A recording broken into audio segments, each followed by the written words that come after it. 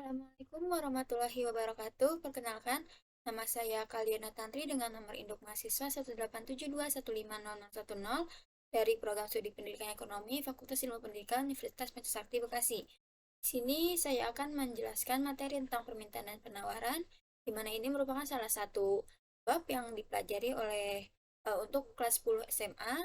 Di sini saya akan membuat video pembelajaran untuk memenuhi nilai mata kuliah profesi keguruan dengan dosen pengampu Ibu Dr. Ainur Amalia, MPD. Nah, yang pertama saya akan membahas tentang permintaan. Nah, di sini ada contoh tabel di mana Rory itu ingin membuka sebuah usaha toko peracangan. Nah, dia itu sudah membuat rincian belanja telur di pasar. Nah, di sini ada rincian tabelnya di mana kalau misalkan harga telurnya itu 15.500, Rory akan membeli sebanyak 140 kg. Lalu ketika harga teluran naik jadi 15.750, dia hanya membeli sebanyak 120 kg. Begitu juga ketika harga telurnya di angka 17.000 per kilogramnya. Nah, maka Rory itu hanya akan membeli sebanyak 20 kg. Nah, dari tabel ini kita dapat tarik kesimpulan bahwa permintaan itu kalau misalkan harga yang ditawarkan itu rendah, maka jumlah permintaannya itu akan meningkat. Tetapi ketika harga dari suatu produk itu meningkat atau tinggi, maka jumlah permintaannya akan berkurang. Nah, jadi permintaan itu merupakan keseluruhan jumlah barang atau jasa yang bersedia diminta pada berbagai tingkat harga, waktu, dan juga tempat tertentu. Di sini ada faktor yang mempengaruhi permintaan. Yang pertama, harga barang itu sendiri. Nah, harga barang itu sendiri yaitu merupakan harga dari produk sendiri. Contohnya kayak tadi telur. Kalau misalkan harga telurnya lagi rendah, maka jumlah permintaannya itu meningkat tinggi biasanya. Nah, kayak tadi kan harga telurnya misalkan 15.000. Nah, jumlah permintaannya itu bisa sampai 140 kg. Tapi ketika harga telurnya itu meningkat atau naik, maka jumlah permintaannya itu akan turun. Lalu yang kedua, harga barang substitusi atau pengganti. Nah, harga barang substitusi ini misalkan eh, barang pokoknya itu misalkan kita ambil kopi. Nah, harga barang substitusinya penggantinya itu teh. Jadi ketika harga kopinya meningkat, nah harga teh ini bisa mempengaruhi dari jumlah permintaan. Yang ketiga ada pendapatan. Nah, pendapatan ini mempengaruhi sebuah permintaan karena jika pendapatan masyarakat itu meningkat atau tinggi, jumlah permintaan terhadap suatu barang itu juga pasti akan meningkat. Tapi kalau misalkan pendapatannya rendah, maka jumlah permintaan suatu barang juga akan turun. Yang keempat ada selera konsumen. Nah, selera konsumen ini misalkan antara orang A dan orang B itu memiliki selera yang berbeda. Nah, itu dapat mempengaruhi yang namanya sebuah permintaan barang. Yang kelima adanya intensitas kebutuhan konsumen. Jadi semakin tinggi tingkat kebutuhan konsumen, maka jumlah permintaan terhadap suatu barang itu juga dapat meningkat. Tapi kalau misalkan eh, kebutuhan konsumen terhadap suatu barang tersebut itu rendah, maka jumlah permintaan suatu barang juga akan rendah. Yang keenam yaitu jumlah penduduk. Nah, jadi apabila jumlah penduduk itu meningkat atau banyak, maka permintaan terhadap suatu barang itu juga dapat mempengaruhi. Misalkan jumlah penduduk itu sangat butuh yang namanya beras. Nah, beras itu karena jumlah penduduknya banyak, maka jumlah permintaan beras itu meningkat. Tapi kalau misalkan penduduknya sedikit, jumlah permintaan beras juga mungkin akan berkurang. Yang selanjutnya ada hukum permintaan. Nah, hukum permintaan ini merupakan hukum yang menjelaskan tentang adanya hubungan yang bersifat negatif antara tingkat harga dengan jumlah barang yang diminta. Nah, di sini ada bentuk dari kurva permintaan. Nah, di sini ada tabelnya, yaitu ada titik A sampai titik G, di mana mulai dari titik A itu harga telurnya rendah, masih 15.500 per kilogram. Nah, sedangkan di titik B, C, D, E, F, G itu meningkat setiap titiknya ya, dan di titik G tertinggi yaitu 17.000 per kilogram. Nah, pada saat harga 15.500, jumlah barang yang diminta 140. Nah, semakin tinggi harganya, jumlah permintaannya kan berkurang. Yang terakhir di titik G itu harga telur 17.000, permintaannya sebanyak 20 kg saja. Nah, di sini bisa kita bentuk tabelnya di bawah. Ini ada bentuk kurva permintaannya di mana ada titik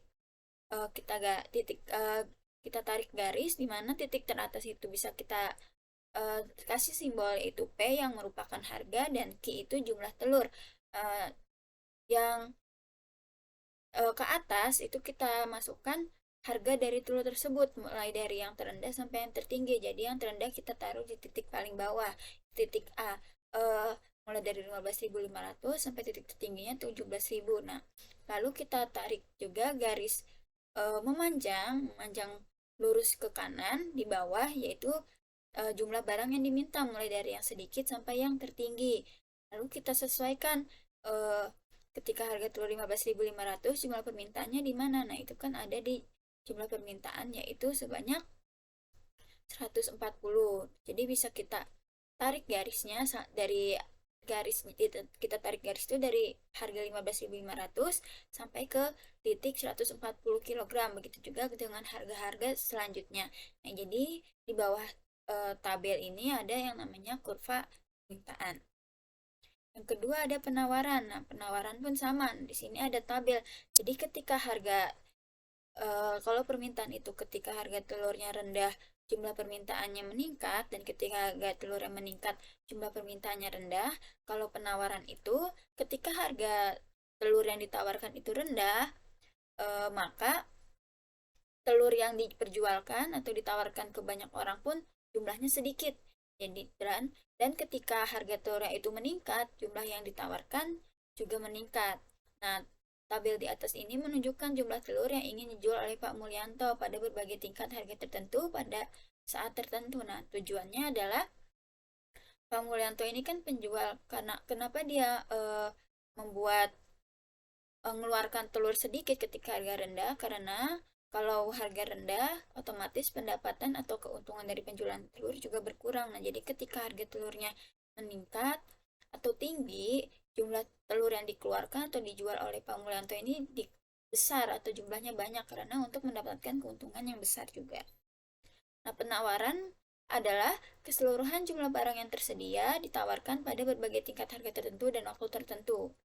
Faktor yang mempengaruhi penawaran itu ada harga barang itu sendiri. Jadi ketika harga barangnya rendah, jumlah penawarannya juga rendah. Tapi ketika harga barangnya meningkat, jumlah barang yang ditawarkan juga meningkat.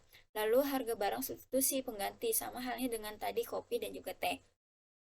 Yang ketiga ada biaya produksi. Nah, biaya produksi ini biaya yang mempengaruhi namanya penawaran. Jadi semakin sulit produksi suatu barang, maka jumlah harga yang ditawarkan juga itu tinggi. Tapi ketika harga biaya produksinya cenderung rendah, biaya penawarannya pun juga rendah. Lalu yang keempat ada kemajuan teknologi. Nah, semakin majunya teknologi, jumlah penawaran itu dapat terpengaruhi karena adanya kemajuan teknologi. Contohnya saja misalkan ada aplikasi marketplace di mana tempat belanja online. Nah, di belanja online itu misalkan ada kita cari satu jenis baju, misalkan kita cari baju kemeja putih. Nah, itu di setiap toko pasti banyak yang jual kemeja putih dan juga harganya beda-beda. Nah, itu dapat yang namanya kemajuan teknologi itu mempengaruhi sebuah penawaran.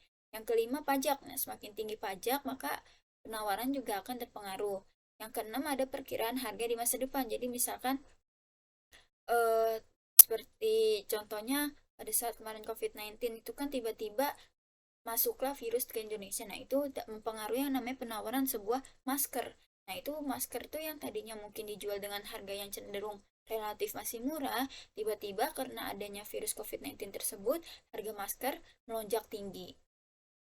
Di sini ada hukum penawaran. Hukum penawaran ini berbunyi semakin tinggi harga, maka semakin banyak jumlah barang yang bersedia untuk ditawarkan. Sedangkan semakin rendah harga, maka semakin sedikit juga jumlah barang yang bersedia ditawarkan.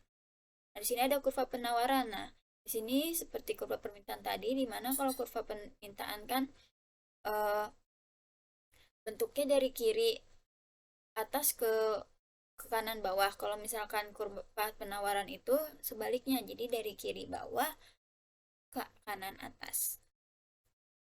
Nah, demikian materi yang bisa saya sampaikan. Kurang lebihnya mohon maaf. Assalamualaikum warahmatullahi wabarakatuh.